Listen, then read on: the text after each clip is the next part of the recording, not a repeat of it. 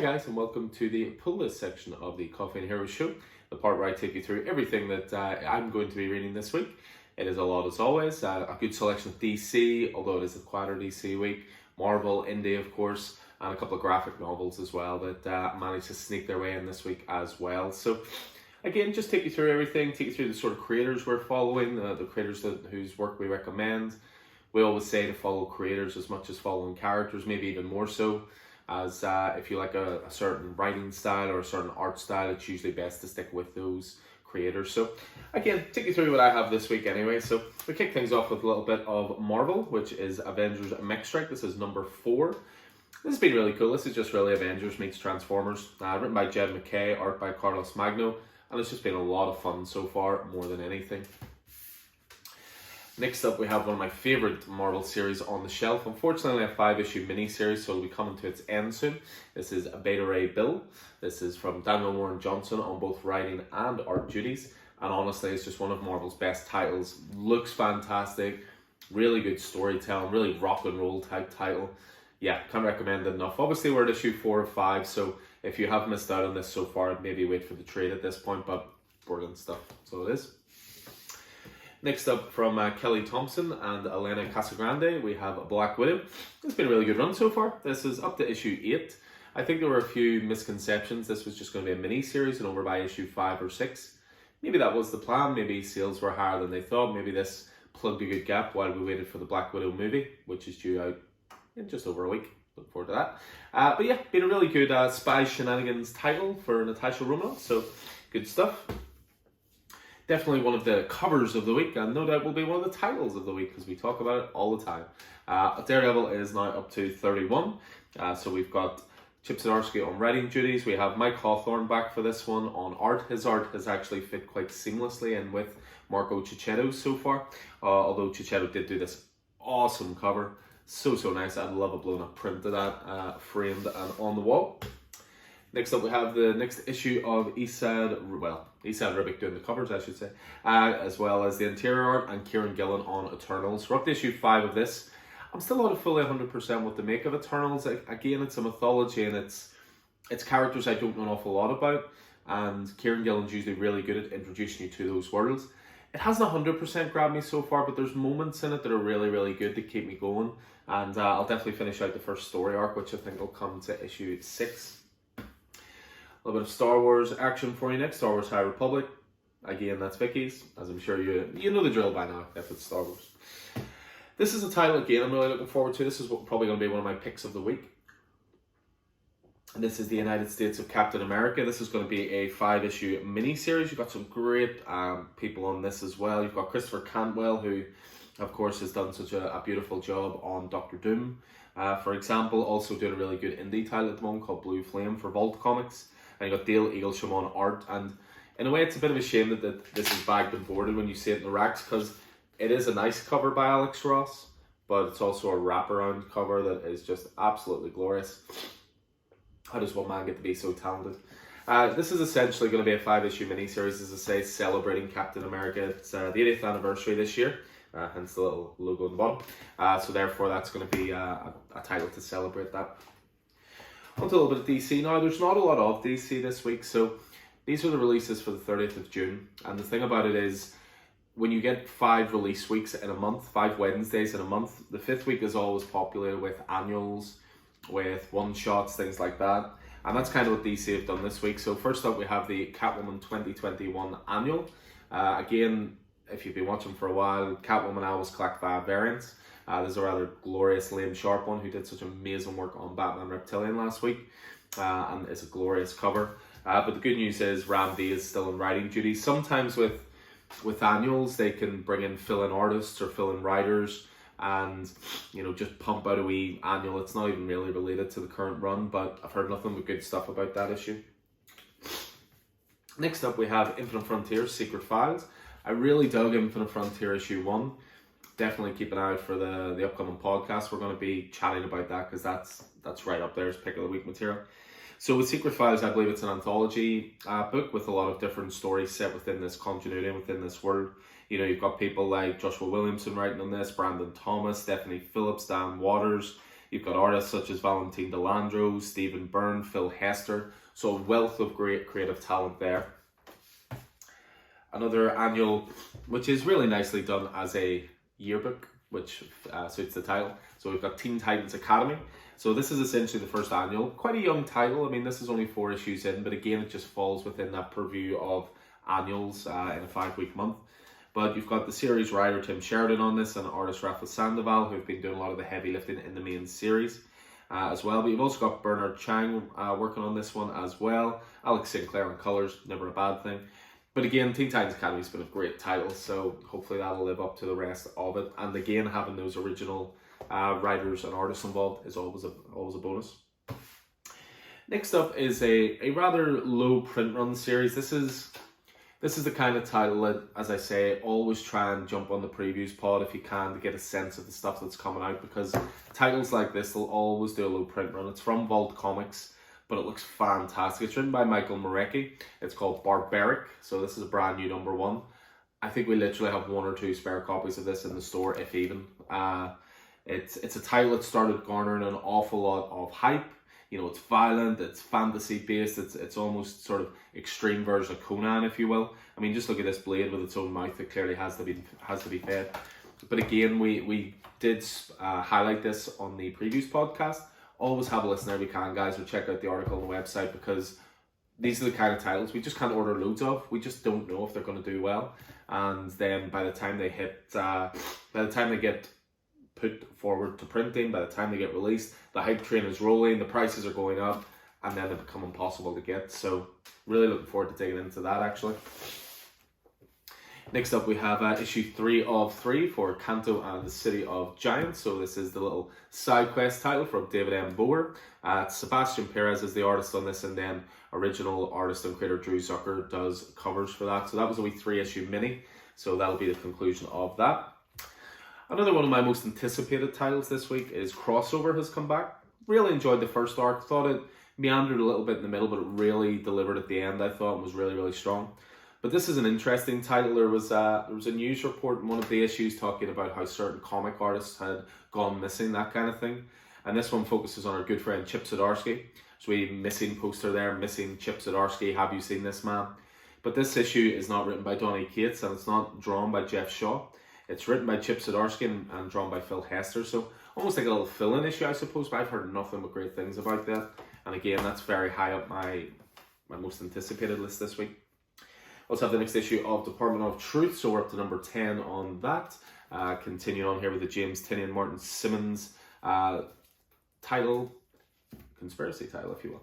And this one seems to be focusing on Bigfoot, so, you know, that's something we can all bring our own sort of thoughts and our own ideas about, you know, the plausibility of. Next up is a Behemoth title. This is a title called Freak Snow. The first issue of this was suitably weird. This is from Behemoth Comics. I think we've still got issue 1s on the website, but again, a low print run again can get a little tricky. But dug the first issue, so enjoy this. Hopefully enjoy the second. It's a very unique title, and it has an art style all of its own. Another good issue one I thought from Image was Made in Korea. This is by Jeremy Holt and George Schall. And I thought this was a really cool little #1 title, so number 2 coming next. Another one that's definitely high on my list this week is another Cullen Bunn title, Does That Man Ever Stop Writing? He's up there with Tynion in terms of output. We just seem to have new titles all the time. But it's also drawn by Andrea Muti, who was the artist on Maniac of New York, but also the recent Bunny Mask. And this is a title called Parasomnia from Dark Horse Comics. Looks like a dark, twisted horror title. And again, new #1, so always on board for that. It's actually a release from last week, but I was really shocked to see Spawn completely sell out. We've never been a massive Spawn store. We do have 1 or 2 people who get all the variants and love Spawn and have been collecting it for years. But with Spawn's Universe, we have maybe 6 or 7 people on Spawn. So I ordered 15 of Spawn Universe. Just, I thought, right, #1, starting point, maybe people jump on board. Sold out within 2 days. So that obviously meant I didn't get my own copy. So now I have my own copy, so I can give that a read this week. Next up, I have two issues of this, and I'll just show it at the same time simply because this is another joy of working with Diamond sometimes. This was a really cool little #1 called Spectre Inspectors. It's from Boombox. It's an all-ages detective story. Really dug the first issue, but issue 2 just never arrived. And then issue 3 came, then issue 4 came. This week, issue 5 came, but also issue 2 came because I pre-ordered it ages ago and they finally decided to send it. So I can actually read the whole series now all at once. Next up, we have Two Moons. This is the horror western, John Arcudi and Carmine Giordano. And this has been great as well, sort of mixing old Indian mythology, you know, with current horror, with Revolution era and Civil War era America. It's been really cool. I had read issues 3 and 4 that build up, and I read them both last week. Reads really well. Next issue now of We Only Find Them When They're Dead. Another title that started a little slowly for me. Wasn't 100% sure I was going to stick with it, despite the great team of Alun and Simon DeMeo.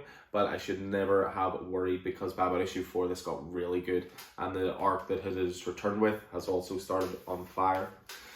2 to go, we have Witchblood, number 4. So again, another small print title. This is a title that sort of mixes comedy with witchcraft, with fantasy, with a western. I've been really enjoying that, and I think I'm the only person reading it in store. Sound familiar? But again, I have to go back to one of my most anticipated this week, and even ahead of Daredevil, Parasomnia, Barbaric, crossover, this might be title of the week for me, and that is That Texas Blood. So That Texas Blood has been brilliant. It's Chris Condon writing, Jacob Phillips on art. Very criminal-esque vibes, Brew Baker Phillips. Not surprising given Jacob Phillips is Sean Phillips' son, and he also does the colouring on Criminal. But this is the start of a new story arc. I do like that they've printed this as well, so it makes it approachable for new readers. But we do have the trades in store of the first 6 issues. This is a fantastic series. Really can't recommend it enough. We chatted to these guys in the podcast a little while back as well. Really good guys, really love the industry, really deep knowledge about the industry. Get on that. It's such a good series. And then, of course, it wouldn't be a quick pod without me, or a quick YouTube video, I should say, without me showing off a couple of errands. I am starting to get a little bit under control, guys, I promise. But I still have 7 this week. But I blame Robert Kirkman for this one. The first one to show you is Kanto and the City of Giants. So this is a 1-10 variant cover. And I always need to get these for Vicky because otherwise she'll kill me if I don't get her Kanto fix. And then, as I said, I blame Robert Kirkman. I thought they were only going to do this with issues 1 to 6 of The Walking Dead Deluxe. Do these second printings by David Finch, which would focus on a character, but have them sort of half zombified and half normal. Jeez, that's a little... Anyway. But they decided to do it with 7 to 12 as well. So you're starting to get some of the characters again in this sort of style. I always double bag on board as well, in case I've never showed you before. This is how I store my collection, double bagged and boarded. I think they're a little stiffer in the bags and boards. They keep them in better condition, and they also take up less space. So this is how you should do it. So yeah, so issue 7, issue 8, issue 9, issue 10, and issue 11 and issue 12. I just love the David Finch style of this. I'm pretty convinced that The Walking Dead doesn't have 193 major characters, so I'm hoping this doesn't go for the whole run. I already collect cover A's and connecting covers, so Kirkman, you're getting enough money out of me. Just maybe do this for the first 20 issues, because I like the same Michonne one. But Michonne doesn't come into the comics until issue 19, so we're actually approaching that, as 17 was the most recent release. And then yeah, just add 2 graphics this week as well. These started a few weeks ago. This is Amazing Spider-Man, but this is what's called the Mighty Marvel Masterworks edition. And what they're doing is they're going right back to the start of the Marvel catalogue, and they're reprinting early stories, origin stories, first story arcs, things like that. So the first one they're doing with is Spider-Man. So in this collection you get Amazing Fantasy 15, so first appearance, but then you get the first 10 issues of the Amazing Spider-Man title.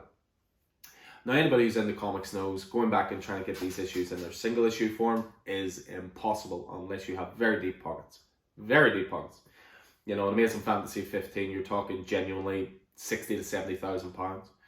And that's for a graded copy, so you're not even going to be able to read it.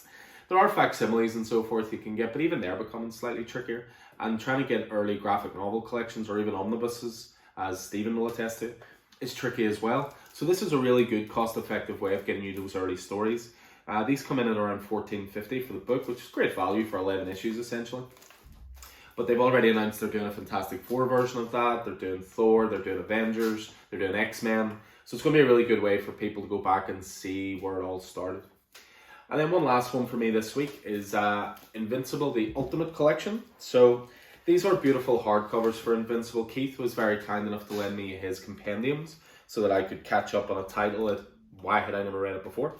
So I read through it all, absolutely loved it. Fantastic story, brilliant storytelling. Kirkman, you're getting more money out of me again. Probably to do with how talented you are. But with Invincible, they're starting to do new printings now of these hardcovers. So the hardcovers contain 13 issues at a time. So I have a sneaky feeling there is going to be 11 volumes of these. That would be about right. Although I suppose they could add a few extra if they started to include like Invincible Universe stuff and tie-ins and so forth. But when I really enjoy a story, I do want to have it in my own collection as well. I have no doubt I will go back to Invincible and read it at some point. And the compendiums can be a little tricky to find as well. So I think these are really nice additions to go with it. You can see artwork-wise, they've been blown up beyond the traditional standard size of a comic as well. So you're getting a little bit extra there as well. So yeah, really looking forward to collecting all of these. They're rolling them out one at a time. So we'll be making sure to get them all in. So that is Invincible. So there you go, a little later than planned. I did have my second COVID jab yesterday, so that's why I was never going to be able to record this on a Tuesday.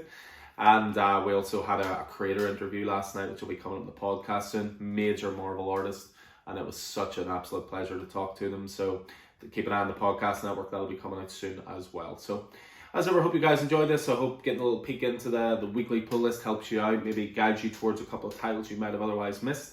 And as ever, get in touch if there's anything that appeals to you, and you can we can do our best to make sure that you don't miss a title. Always best to get titles in your pull list as well, just so we know exactly how many we're ordering, and make sure you never miss an issue. Always get a first print, always get a cover A. So anyway, as again, hope you guys enjoyed this. Hope it proved useful. Hope you're staying safe out there. See you in store soon. Take it easy.